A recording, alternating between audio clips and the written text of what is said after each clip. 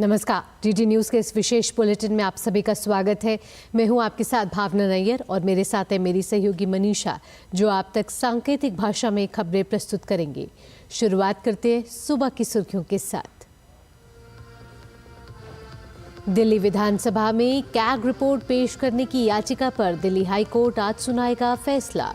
BJP विधायकों की ओर से दायर की गई है याचिका।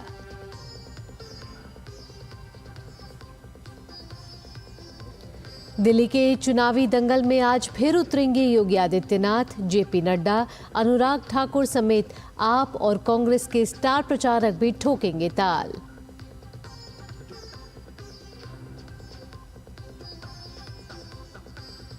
भारत दौरे पर पहुंचे इंडोनेशिया के राष्ट्रपति प्रोवोवो सुबियांतो। विदेश राज्य मंत्री पाबित्रा मार्गरेटा के ने किया स्वागत। 76वें गणतंत्र दिवस के मुख्य अतिथि होंगे सुबियांतो।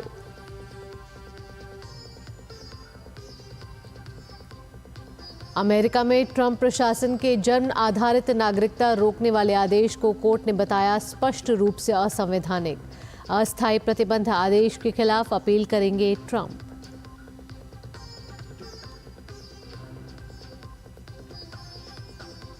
और नोवाक जोकोविच आज खेलेंगे ऑस्ट्रेलियन ओपन में सेमीफाइनल। वहीं महिला एकल में मेडिसन कीज और अरीना साबालेंका ने बनाई फाइनल में जगह।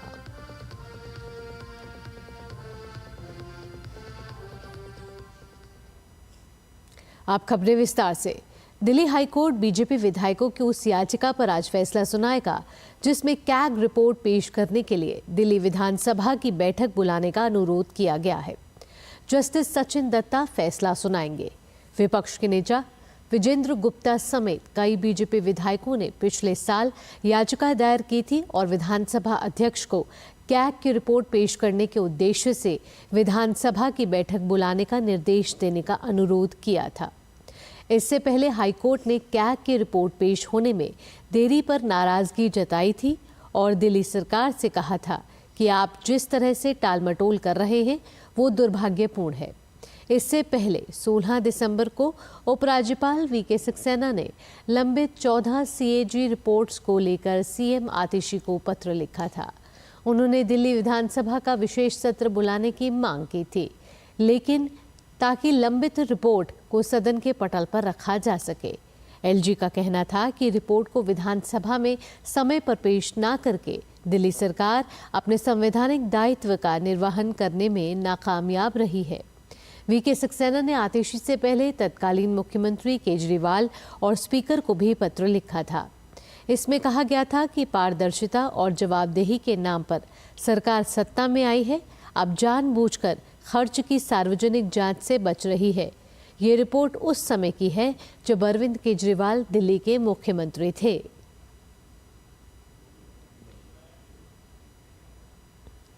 दिल्ली विधानसभा चुनाव प्रचार में सभी पार्टियों ने पूरी ताकत झोंक दी है।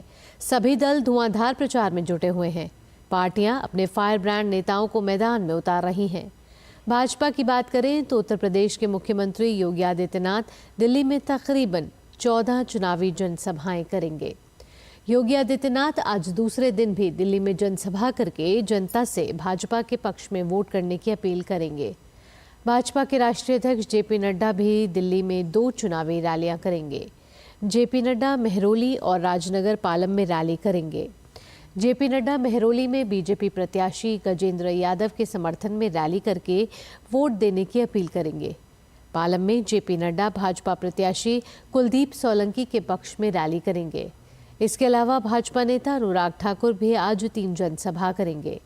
अनुराग ठाकुर मंगोलपुरी, नई दिल्ली विधानसभा क्षेत्र और द्वारका में रैली करके भाजपा के पक्ष में वोट देने की अपील जनता से करेंगे। वहीं कांग्रेस भी दिल्ली की कुर्सी हासिल करने के लिए एड़ी चोटी का जोर लगा रही है। कांग्रेस नेता Sandeep Dikshit door to door अभियान कर रहे हैं। कांग्रेस प्रवक्ता सुप्रिया श्रीनेत आज प्रेस कॉन्फ्रेंस करेंगी। दिल्ली विधानसभा चुनाव के लिए मतदान अगले महीने की 5 तारीख को होगा, जबकि मतगणना 8 फरवरी को होगी। दिल्ली में देर रात अवैध बांग्लादेशी प्रवासियों को पकड़ने के लिए तलाशी अभियान चलाया गया। इस सिलसिले में पुलिस ने कई इलाकों में सत्यापन की कार्रवाई को अंजाम दिया। पश्चिमी दिल्ली के डीसीपी विचित्र वीर के अनुसार रात के समय अभियान चलाने का उद्देश्य यह है कि दिन के समय लोग काम पर चले जाते हैं। रात को परिवार के सब लोग घर पर ही मिलते हैं, जिससे सत्यापन में आसानी होती है। महाराष्ट्र में भी अब बांग्लादेशी घुसपैठियों के खिलाफ कार्रवाई शुरू हो गई है। महाराष्ट्र में बांग्लादेशी घुसपैठियों की मदद करने वालों पर भी कड़ी कार्रवाई की जा रही है। फर्जी जन्म प्रमाण पत्र जारी करने के मामले में मोले गांव के तहसीलदार और नायब तहसीलदार को निलंबित कर दिया गया है। इंडोनेशिया के राष्ट्रपति प्रबोवो सुबियांतो भारत की अपनी पहली राजकीय यात्रा पर दिल्ली पहुंच गए हैं।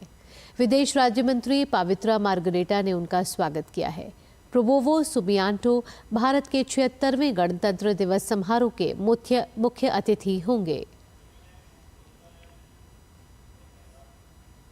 अमेरिका की फेडरल कोर्ट ने राष्ट्रपति डोनाल्ड ट्रंप द्वारा जन्मजात नागरिकता को खत्म करने के लिए जारी किए गए आदेश पर 14 दिनों की अस्थायी रोक लगा दी है। साथ ही इसे स्पष्ट रूप से असंवैधानिक करार भी दिया है और नीति को लागू होने से रोकने के लिए एक अस्थायी प्रतिबंध के आदेश भी जारी कर दिए गए हैं। वहीं डोनाल्ड ट्रंप का कहना है कि वह इसके खिलाफ अपील करेंगे।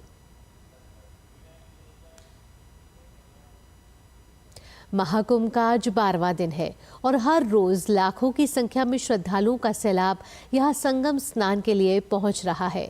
13 जनवरी से ही शुरू हुए महाकुंभ में अब तक 10 करोड़ से ज्यादा श्रद्धालु संगम में स्नान कर चुके हैं, जिनमें 23 जनवरी को 10 लाख से ज्यादा कल्पवासी, वहीं 37 लाख से ज्यादा तीर्थ यात्रियों के साथ ही करीब 47 लाख लोगों ने संगम में पवित्र स्नान किया था।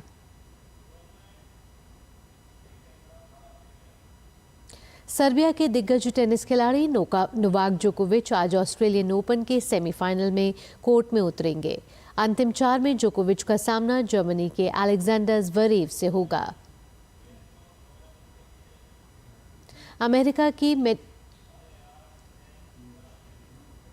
अगली खबर का रुख करें। इंडोनेशिया मास्टर्स 2025 में भारत का अभियान गुरुवार को दूसरे दौर में समाप्त हो गया। भारत के लक्ष्य सेन को प्री क्वार्टर फाइनल में हार झेलनी पड़ी।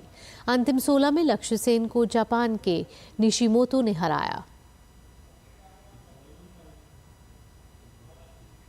पुरुष युगल मैच में चिराग शेट्टी, सात्विक साईराज और रंकीरेड्डी को भी प्री क्वार्टर फाइनल में हार झेलनी पड़ी। भारतीय जोड़ी को थाईलैंड की जोड़ी के हाथों शिकस्त मिली। प्रतियोगिता के महिला युगल में भी भारत को निराशा हाथ लगी। तरीशा क्रास्टो और अश्वनी पोनप्पा की भारतीय महिला जोड़ी को मलेशियाई जोड़ी ने हराकर क्वार्टर फाइनल में प्रवेश कर लिया।